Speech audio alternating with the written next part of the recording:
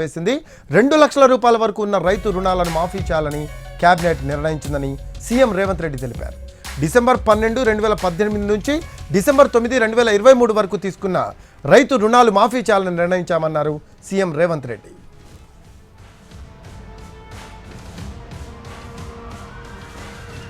దీనికి సంబంధించిన latest updates అందించడానికి మా కరెస్పాండెంట్ చారి ఫోన్ లైన్లో అందుబాటులో ఉన్నారు. చారి, మొత్తం మీద రైతు రుణమాఫీకి 31,000 కోట్ల రూపాయలు అవసరమవుతాయని తెలుస్తూ ఉంది. సో ఇది రైతులకి ఎటువంటి న్యూస్ అని మనం అనుకోవచ్చు అంటారు? గుడ్ న్యూస్ అయితే నిజంగా రైతులు ఎప్పటి నుంచో ఎదురు చూస్తున్న పరిస్థితి. ఏకకాలంలో పెద్ద మొత్తంలో అమౌంట్ అనేది మాఫీ చేయాలని చెప్పి చూస్తూ ఉన్నారు. సో ఒక గుడ్ న్యూస్ చెప్పారు రేవంత్ రెడ్డి. దీన్ని ఎలా చూడొచ్చు చారి? తెలంగాణ ప్రభుత్వం తెలంగాణ రైతాంగానికి మీరు అన్నట్టుగా గుడ్ న్యూస్ గానే చెప్పొచ్చు. ఎందుకంటే చాలా కాలంగా రుణాలు బ్యాంకుల్లో తీసుకున్నటువంటి వాళ్ళు రుణాలు చెల్లించలేక ఇబ్బంది పడుతున్నటువంటి వాళ్ళు గత ప్రభుత్వం రుణమాఫీ చేసినప్పటికీ కూడా 4 విడతలుగా మాఫీ చేస్తామని చెప్పినటువంటి నేపథ్యంలో ఆ విడతల వారీగా ఉన్నటువంటి రుణాల మీద వేసేటువంటి వడ్డీల వల్ల ఇబ్బంది పడుతున్నటువంటి చాలా మంది రైతాంగం ఉంది. ఆ రైతాంగానికి ఈరోజు సీఎం రేవంత్ రెడ్డి ఒక గుడ్ న్యూస్ గానే కేబినెట్ 31,000 కోట్ల రైతుల రుణాలని మాఫీ చేస్తామని తీసుకున్నటువంటి నిర్ణయము రైతాంగానికి సానుకూలమైనటువంటి దృక్పథమే కనిపిస్తుంది. కాంగ్రెస్ పార్టీ అలాగే ఈ రోజు సీఎం రేవంత్ రెడ్డి మీడియా సమావేశంలో ప్రస్తావించినటువంటి అంశాలన్నింటినీ కూడా కేబినెట్ సమావేశానికంటే ముందే మనం కొన్ని అంశాలను ప్రస్తావించాం. వరంగల్లో రాహుల్ గాంధీ రైతు డిక్లరేషన్ పేరుతో ఇచ్చినటువంటి హామీల్ని ఖచ్చితంగా అమలు చేయాలనేటువంటి ఆలోచనతో రేవంత్ రెడ్డి ఉన్నారు. పార్లమెంట్ ఎన్నికల సందర్భంగా కూడా రైతు భరోసాకు సంబంధించినటువంటి నిధుల విడుదలకు సంబంధించినటువంటి అంశంలో ప్రతిపక్షాల నుంచి ఒత్తిడి వచ్చింది. కాంగ్రెస్ పార్టీ రైతు భరోసా స్కీమ్ ని ఎత్తేస్తుంది అనేటువంటి ప్రచారం కూడా చేసింది. కానీ రేవంత్ రెడ్డి తను ఇచ్చినటువంటి మాట ప్రకారం 2 రోజుల ముందే రైతుల ఖాతాలోకి జమ చేసినటువంటి సందర్భాన్ని కూడా చూశాం. ఒక రకంగా రేవంత్ రెడ్డి వ్యూహాన్ని మనం గనక ఆలోచిస్తే రైతాంగానికి సంబంధించినటువంటి విషయంలో తను ఇచ్చినటువంటి మాటకు కట్టుబడి ఉంటారు. కాంగ్రెస్ పార్టీ అంటేనే రైతులకు కాన్ఫిడెన్స్ నింపేటువంటి పార్టీ అనేటువంటి చర్చకి దానికి కట్టుబడి ఉన్నారు అనేటువంటి అంశాన్ని తెర మీదకి తీసుకొచ్చేటువంటి ప్రయత్నం చేశారు. రైతుల నుంచి కాంగ్రెస్ పార్టీ గతంలో రుణమాఫీ చేసిన సందర్భాల్లో కూడా ఏకకాలంలో ఇప్పటి వరకు రుణమాఫీ చేసింది కేవలం గతంలో యూపీఏ ప్రభుత్వం. మళ్ళీ రేవంత్ రెడ్డి సర్కారు కూడా అలాంటి నిర్ణయం తీసుకుంది. కాబట్టి 2 లక్షల మేర రైతులకు ఎవరైతే అప్పు రుణాలు ఉన్నారో బ్యాంకులకి వాళ్ళందరికీ కూడా బ్యాంకుల నుంచి రుణముక్తి లభించబోతుంది. క్యాబినెట్ లో తీసుకున్నటువంటి కొన్ని విషయాలను కనుక కొద్దిసేపటి క్రితం మనకు అందినటువంటి సమాచారం ప్రకారం అసెంబ్లీ సమావేశాల కంటే ముందే ఈ రైతు రుణమాఫీకి సంబంధించినటువంటి నిధులను విడుదల చేయాలనేటువంటి ఆలోచనతో ప్రభుత్వం ఉంది.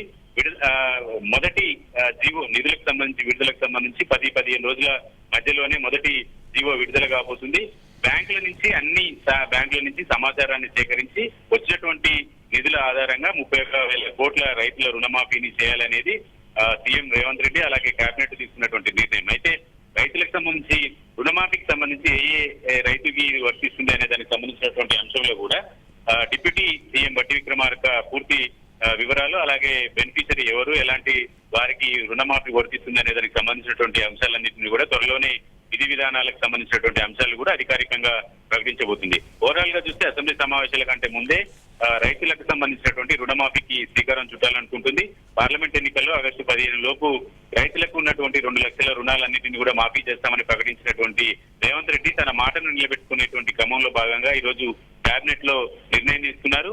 ఆ నిర్ణయానికి అనుగుణంగా ఆగస్టు 15 లోపు 2 లక్షల లోపు రుణాలు ఉన్నటువంటి ప్రతి రైతుకి కూడా రుణమాఫీ కాబోతుంది. దీనికి సంబంధించి కట్ ఆఫ్ డేట్ ను కూడా కేబినెట్ అప్రూవల్ చేసింది.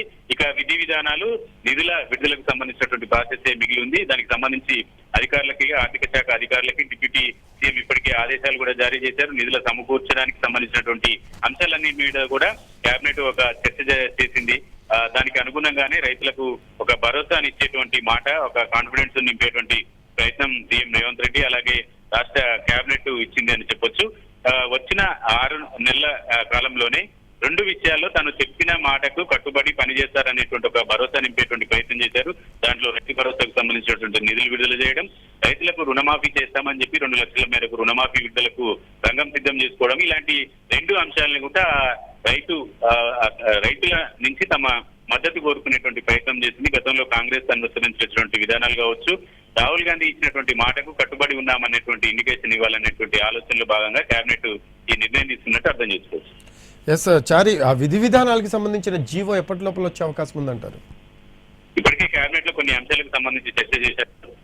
రైతు రుణ మాఫీకి సంబంధించినటువంటి పెద్దగా నిబంధనలు ఉండేటువంటి అవకాశం అయితే ఉండదు. ఎందుకంటే ప్రభుత్వము ఒకవేళ కోతలు విధించాలి అనుకుంటే ప్రభుత్వం ఇచ్చినటువంటి లెక్క 2 లక్షల రుణమాఫీలో 31,000 కోట్ల రుణమాఫీ ఉండేటువంటి అవకాశం ఉండదు. 2 టర్ములుగా కేసీఆర్ ప్రభుత్వము 28,000 కోట్ల రుణాలను మాఫీ చేసింది.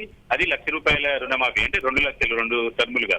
ఇప్పుడు 2 లక్షల రుణమాఫీ ఒకే టర్మ్ లో పూర్తి చేస్తామని చెప్తున్నారు. దానికి అంచనా కూడా 31,000 కోట్లకు వచ్చింది. అంటే మాక్సిమం రైతులందరికీ కూడా రుణాలని మాఫీ చేసేటువంటి అవకాశం ఉంది. ఒకవేళ బడా రైతులు ఎవరైనా ఉంటే భారీగా వ్యవసాయ భూములు ఉన్నటువంటి వాళ్ళు అప్పులు కౌలు రైతులకు సంబంధించిన కౌలుకి ఇచ్చి వ్యవసాయం చేయనటువంటి వాళ్ళకైనా కొంత షరతులు ఏమైనా పెడతారేమో కానీ మాక్సిమం రుణాలన్నింటినీ కూడా మాఫీ చేసేటువంటి ఆలోచనలే ఉంది. అందులో భాగంగానే 31,000 కోట్ల అంచనా వేసిందంటే మాక్సిమం రైతులకి రైతు రుణమాఫీ అందేటువంటి ఆలోచన సీఎం రేవంత్ రెడ్డి కేబినెట్ చేసినట్టు అర్థం చేసుకోవచ్చు.